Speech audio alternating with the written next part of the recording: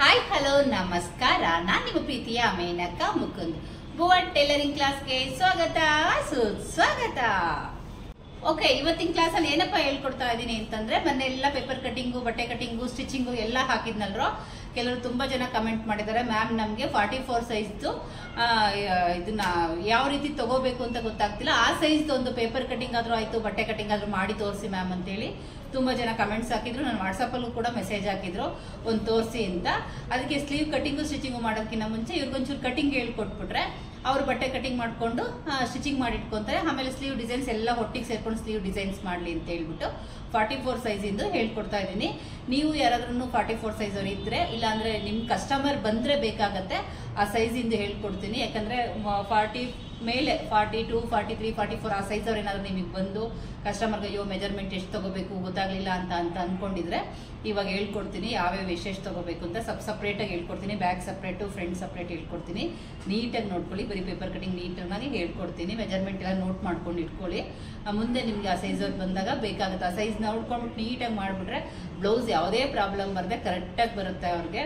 ಕೆಲವೊಂದ್ಸಲ ma'am tight ಆಗುತ್ತೆ, ದಪ್ಪ ಇರೋರಿಗೆ ಹೊಲಿಯೋದು ಹೆಂಗೆ ಅಂತೇಳಿ ಭಯ ಆಗ್ತದೆ ಅಂದ್ರೆ ಎಲ್ಲ ಭಯ ಬಿಟ್ಬಿಟ್ಟು ಈ ಕಟಿಂಗ್ ನೋಡ್ಕೊಳ್ಳಿ. ಆರಾಮ್ಸೆ ನೀವು ಕೂಡ ಹೊಲ್ಕೋಬಹುದು, ಬೇರೆಯವ್ರಿಗೂ ಹೊಲ್ದು ಕೊಡ್ಬೋದು. ಸರಿನಾ? ಇವಾಗ ತೋರ್ಸೋಣ. ಜೊತೆಗೆ ಬೇರೆ ಡಿಸೈನ್ ಕೂಡ ಬ್ಯಾಕಲ್ಲಿ ತೋರಿಸ್ಕೊಡ್ತೀನಿ.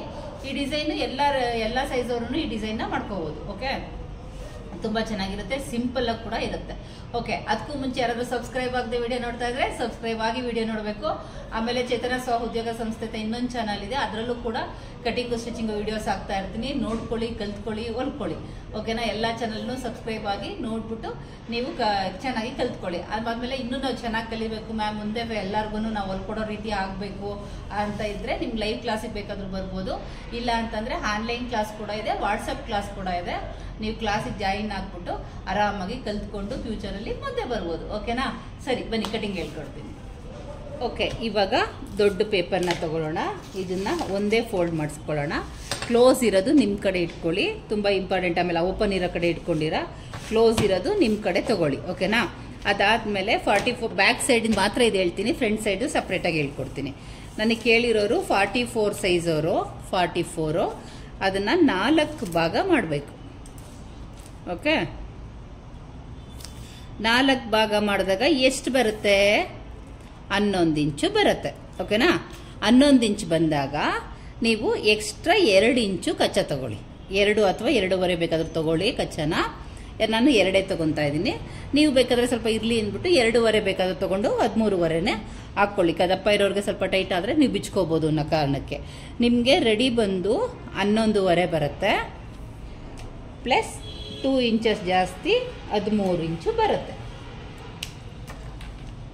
ಓಕೆ, 13 ಇಂಚಿಗೆ ಒಂದು ಮಾರ್ಕ್ ಹಾಕೋಣ. ಅದು ಚೆಸ್ಟ್ ಮೆಜರ್ಮೆಂಟು. ಒಂದು ಲೈನ್ ಹಾಕ್ಬಿಡೋಣ. ಚಿಕ್ಕ ಪೇಪರ್ 4 ಹಿಂಗಿಂಗ್ ಫೋಲ್ಡ್ ಮಾಡ್ಕೊಂಡ್ರೆ ಆಗಲ್ಲ ಅನ್ನೋ ಕಾರಣಕ್ಕೆ ಇಲ್ಲಿ ಸಪ್ರೇಟ್ ಆಗಿ ತೋರಿಸ್ತಿರೋದು. ಓಕೆ, ಬ್ಯಾಕ್ ಲೆಂತ್, ಬೆನ್ನಿನ ಉದ್ದ ಇವ್ರಿಗೆ ಆಲ್ಮೋಸ್ಟ್ ದಪ್ಪ ಇರೋರಿಗೆಲ್ಲ ಬೆನ್ನಿನ ಉದ್ದ ಜಾಸ್ತಿ ಇಡಿಸ್ಕೊಂತಾರೆ. 15 ಇಂಚಂತೂ ಕಂಪಲ್ಸರಿ ಇವ್ರಿಗೆ ಬೇಕು. 1 ಇಂಚ್ ಎಕ್ಸ್ಟ್ರಾ 16. ಓಕೆನಾ? 16 ಇಂಚು ಉದ್ದ, ಬೆನ್ನಿನ ಉದ್ದ.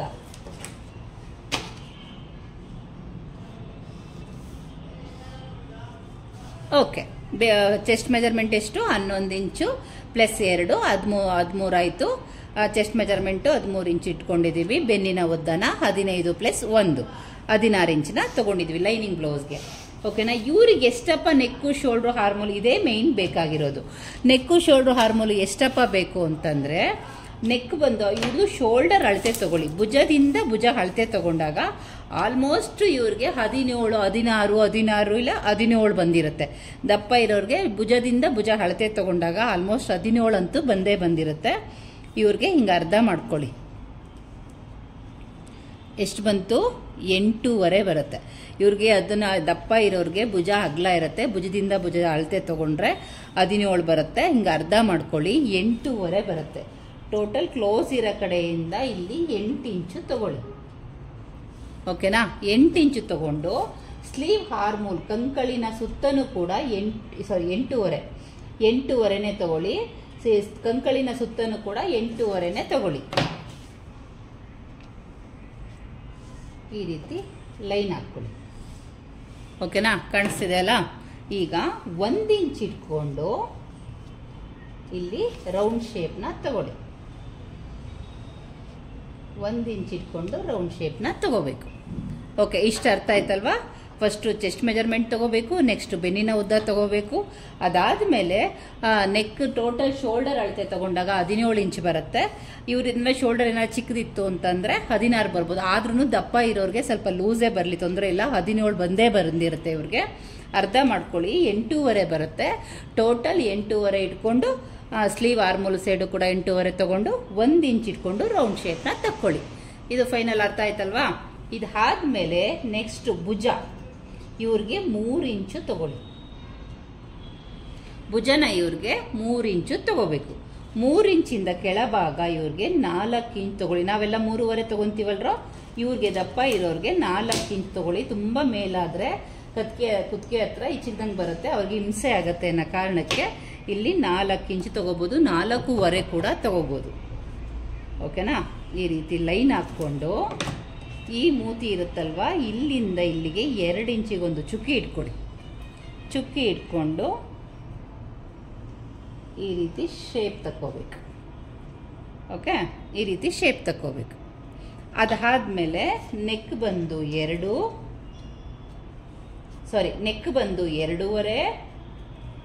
ಆಮೇಲೆ ಬ್ಯಾಕ್ ಡೀಪ್ ಬಂದು 11 ಇಂಚು. ಬ್ಯಾಕ್ ಡೀಪ್ ಎಷ್ಟು? 10.5, 11 ಎಷ್ಟು ಬೇಕಾದ್ರೂ ತಗೋಬೋದು. ನಾವು 11 ಇಂಚೇ ತಗೊಳ್ಳೋಣ.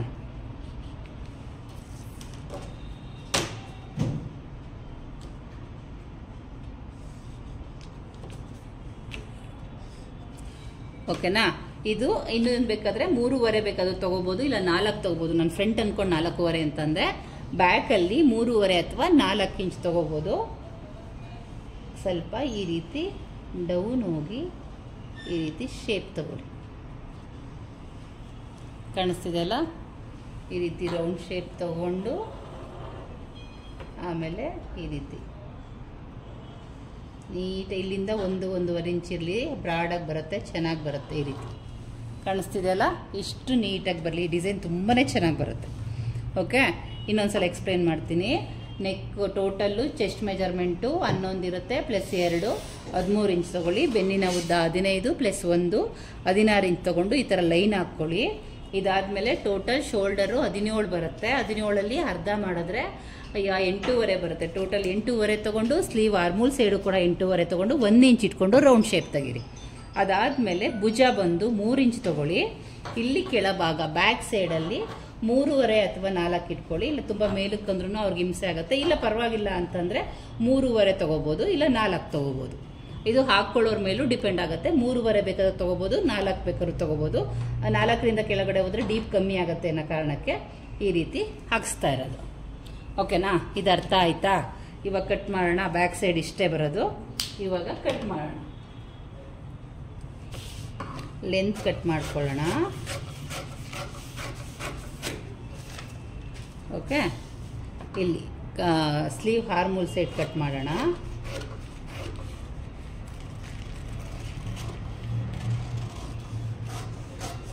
ಇಲ್ಲಿ ಚೆಸ್ಟ್ ಮೆಜರ್ಮೆಂಟ್ ಲೆಂತ್. ಓಕೆ, ಇಷ್ಟು ಕಟಿಂಗ್ ಆಯ್ತಲ್ಲ. ಈಗ ಡಿಸೈನು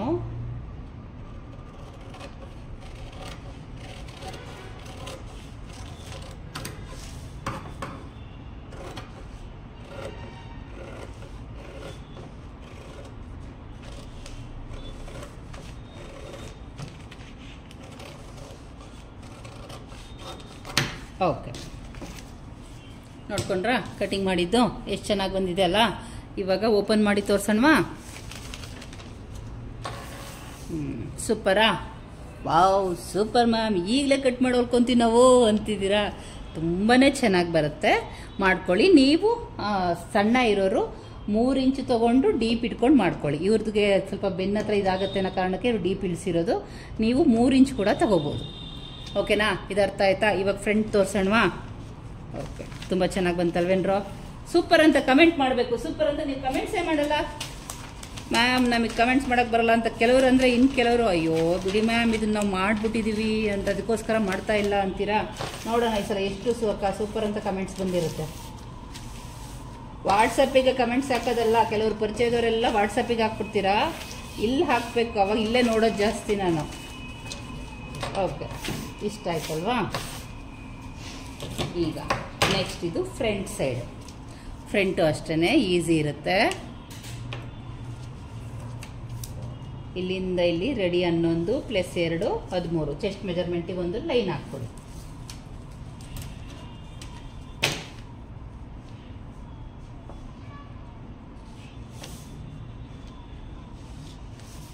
ಓಕೆನಾ? ಹಾಂ, ಡನ್, ಸಾಕಷ್ಟು. ಅದಾದಮೇಲೆ ಇದು ಚೆಸ್ಟ್ ಮೆಜರ್ಮೆಂಟಿಗೆ ಲೆಂತ್ ಆಮೇಲೆ ತೊಗೊಳ್ಳೋಣ. ಇವಾಗ ಬಂದು ನೆಕ್ಕು ಎಷ್ಟು ತೊಗೊಂಡಿದ್ವಿ? ಅದಕ್ಕೆ 8.5 ತೊಗೊಂಡಿದ್ವಿ ಟೋಟಲ್. ಇದಕ್ಕೂ ಕೂಡ 8.5ನೇ ತೊಗೋಬೇಕು. 8.5 ತೊಗೋಬೇಕು. ಸ್ಲೀವ್ ಆರ್ಮೂಲ್ ಕೂಡ 8.5ನೇ ತೊಗೋಬೇಕು. ಬ್ಯಾಕು ಫ್ರಂಟು ಸೇಮೇ ಬರುತ್ತೆ.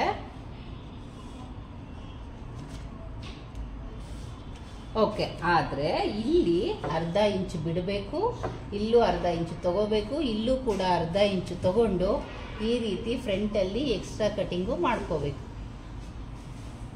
ಅರ್ಥ ಆಯ್ತಾ? ಇದು ತುಂಬ ಇಂಪಾರ್ಟೆಂಟು. ಇದು ಮಾಡಲಿಲ್ಲ ಅಂದರೆ ರಿಂಕಲ್ಸ್ ಬರುತ್ತೆ. ಇದು ಕಂಪಲ್ಸರಿ ಮಾಡ್ಕೋಬೇಕು. ಓಕೆನಾ? ಇದಾದಮೇಲೆ ವಾಪಸ್ 3 ಇಂಚು ತಗೊಳ್ಳಿ.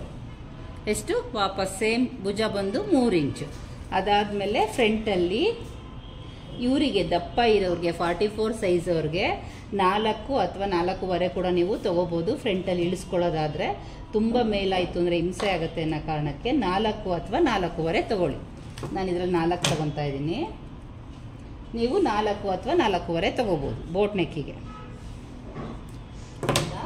2 ಇಂಚು ತೊಗೊಂಡು ಬೋಟ್ ಶೇಪಲ್ಲಿ ತೆಗಿಬೇಕು.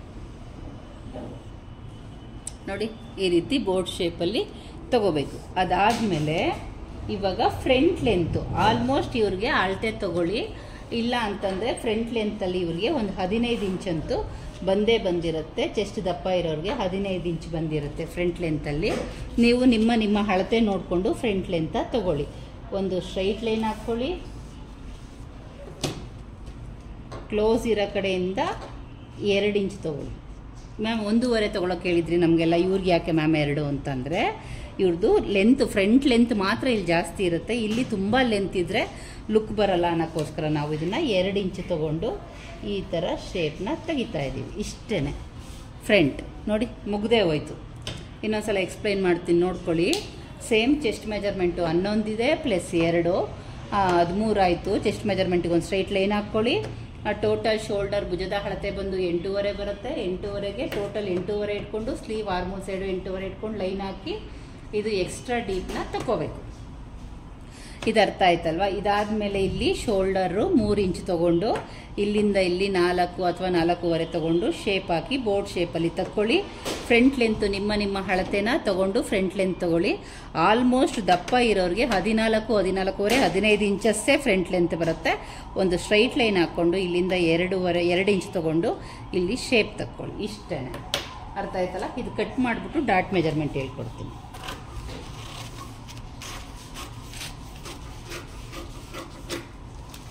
ಓಕೆ, ಇದನ್ನು ಕಟ್ ಮಾಡೋಣ.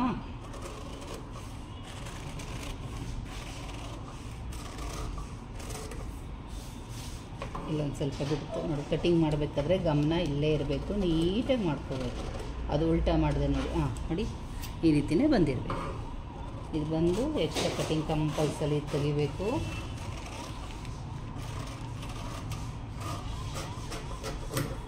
ಓಕೆ, ಇದು ಎಕ್ಸ್ಟ್ರಾ ಕಟಿಂಗ್ನ ಕಟ್ ಮಾಡ್ಕೊಳ್ಳಿ. ಆಮೇಲೆ ಇದು ಬಿಟ್ಬಿಟ್ರೆ ಲಾಸ್ಟಲ್ಲಿ ಮತ್ತೆ ಎಕ್ಸ್ಟ್ರಾ ಬರುತ್ತೆ. ಸೈಡ್ ಕಟಿಂಗಲ್ಲಿ ಪ್ರಾಬ್ಲಮ್ ಆಗುತ್ತೆ.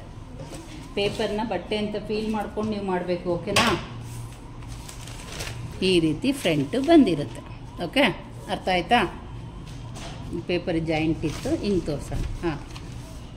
ಓಕೆ, ನೋಡಿ, ಈ ರೀತಿ ಬರಬೇಕು ಫ್ರಂಟ್. ಚೆನ್ನಾಗಿ ಬಂತಾ? ಗುಡ್ಡಾ?